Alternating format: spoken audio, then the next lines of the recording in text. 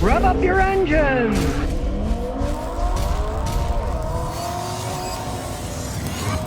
Alright, today I got ripped off so you don't have to be. I thought I'm tired of motorcycle batteries going bad. You don't use them that much, right? So I bought this Enershare battery. It wasn't cheap, it was $100, and it's one of those lithium motorcycle batteries. Now theoretically you can go 2,000 starts without having to be recharged, and they can sit for a year and still work. Well, I made the mistake of trusting what I read, so I tried it out. Realized they're different, so you need a special charger, so I got a special charger. I charged it till it was full and then put it in the motorcycle. Now as you can see, when I turn the key on, the headlight works. Actually, when I put the start button, nothing happens at all. Nothing. The headlight's still on, but absolutely nothing happened. Now, I know the battery isn't any good because it won't start the vehicle. I went out and got a regular. This is an extreme regular lead acid motorcycle battery. It is AGM. The absorbed glass matte ones do tend to last longer. I bought this and it started it right up. So I know it's that stupid battery. Now, the problem with these lithium batteries for any type of gasoline-powered motor is, even though they weigh a lot less, they have a lot less power when it comes to cranking a vehicle over. Now, here's a lithium one by this company, Enjoybot. This is a $600 battery. They're expensive. And as you can see, this $600 battery has 566 cranking amps. But this $100 battery in my wife's Matrix, 550 cranking amps. So you can see the lithium ones are super expensive for using in combustion engines. Granted, these lithium ones can hold charges for a long time. You can see this one has state of charge 100%, state of health 100%. Well, I haven't used that giant one in over a year. It's been sitting for a year, right? So it's still got its full charge, which is why I bought one for the motorcycle, because it sits a lot when I'm not here in Tennessee, right? So I thought, great, it'll sit there, it'll start it up, no problems at all. But in this case, it won't even start it when it's brand new. So let's take it out and let's test it with my machine to see what its cranking amperage actually is. Now, unfortunately, on this and many motorcycles, you got to take a lot of crap off to get to the battery. So we'll get the right size Allen head. I had one that was too small. There we go. We'll put everything in the box so we don't lose it. Got 2 bolts in the back. Then we pull the seat back. And there's the battery. This is a lithium battery I bought that won't even start. It'll turn the headlight on. Doesn't even have enough to crank the engine over. Negative on negative, positive on positive. 12 volt. We'll do cold cranking amps. Now the weird thing is, it says the capacity is 285 cold cranking amps. But it's not the cranking amps that a lead acid battery has. In this case, it won't even turn the engine over. Because even though it's rated at that, we're going to test the lead acid battery here. So the lead acid battery, 12 volt, battery capacity, it's an AGM. We'll do the same test.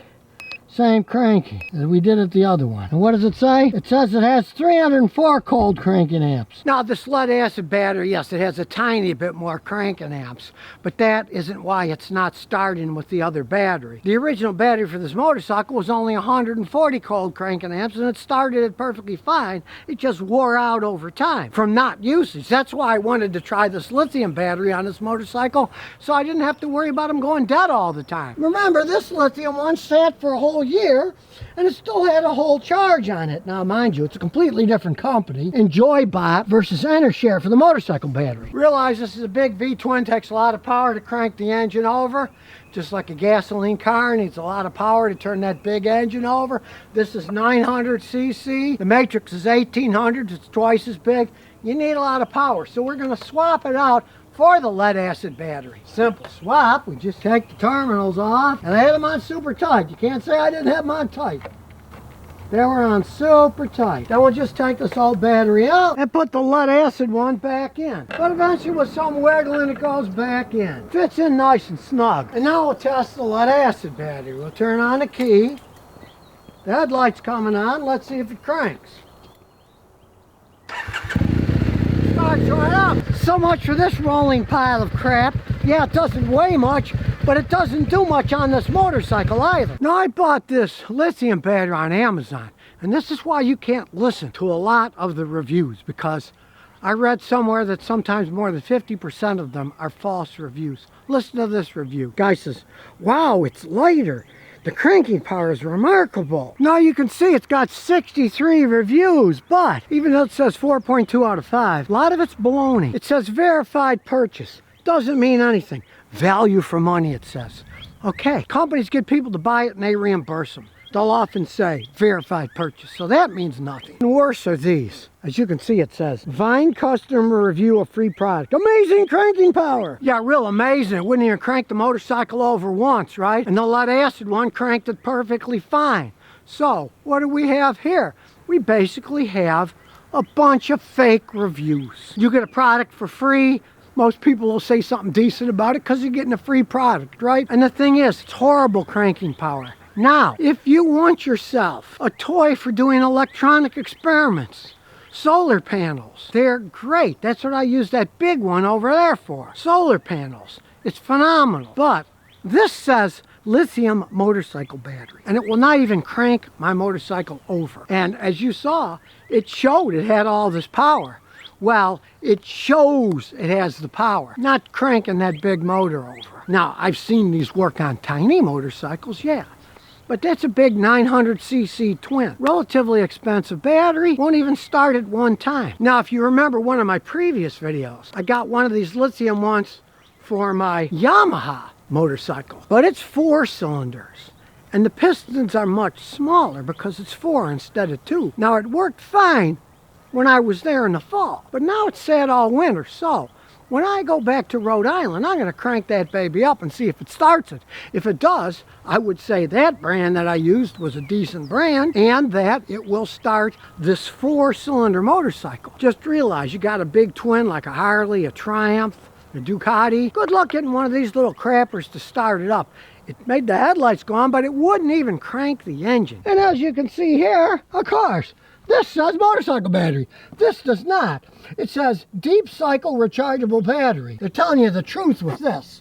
It does not say car or motorcycle battery. Deep cycle rechargeable battery. So if you want a motorcycle battery and you got a big old V-twin, a high compression engine, don't waste your money on one of these lithium ones, especially by this Enershare company. They got the balls of saying motorcycle battery on it, and it wouldn't even crank it over once. So stick to absorbed glass mat batteries with regular lead acid if you got a big heavy motorcycle. And leave these Enershare lithium batteries for science projects. But really, this was $100. You can get them a lot cheaper than that for your science projects. Just sticking lithium motorcycle battery on one of these things doesn't make it so. It doesn't work on heavy-duty motorcycles. I'll stick with a $100 one I had. They generally last 5-6 years, and I'll buy another one. Because on top of this being so expensive, who knows if this battery or an internal BMS with internal safety shutdown will operate correctly in your car with a charging system that was made for lead-acid batteries. I personally wouldn't chance it. And here's some bonus questions and answers. Luke Warren says, my accelerator pedal is too touchy. Got 2010 Toyota Tundra. The accelerator pedal is so touchy, I had to be careful, it'll spin the tires. I bought a replacement pedal for it. It helped a little, but I wish I could make it less responsive. Any ideas? The problem with some modern cars is those accelerator pedals can be a bit too touchy because they're no longer a cable-operated system. When they were a cable, the cable had a certain amount of resistance. Then they pulled the throttle, which has a spring, mechanically. You step on the pedal, the cable would pull, and the throttle would move. It had a spring, and there was a lot of resistance. All right? Modern vehicles, your accelerator pedal is like a computer mouse. It is not physically connected to the throttle. It is a variable resistor system where it sends electricity to the computer. The computer analyzes all the data. It sends electricity to the throttle where an electric motor is commanded to open a certain amount, right? So it's all done by computers and electronics. The only thing that you have to control it is the accelerator pedal itself. Now you said you put a replacement pedal on it and helped a little bit. Make sure that the pedal you got is an OEM Toyota one. People might have been messing around, put a wrong one on it. I personally haven't had too many problems with the Tundras at all. But then again, I drive all kinds of people's cars, and our Matrix has an accelerator computer system with an electric motor on the throttle. You know, my Celica doesn't. It's got an actual cable, and of course, they do feel a bit stiffer. You get a little bit more resistance on them. But try the factory one. And yeah, if that's still a little bit off, people can always modify stuff by putting a heavier duty spring. You could figure out how to put a heavier duty spring in it so it had more resistance. I mean, that could always be done if you wanted to go that far. But most people will get used to it. So if you never want to miss another one of my new car repair videos, remember to ring that bell.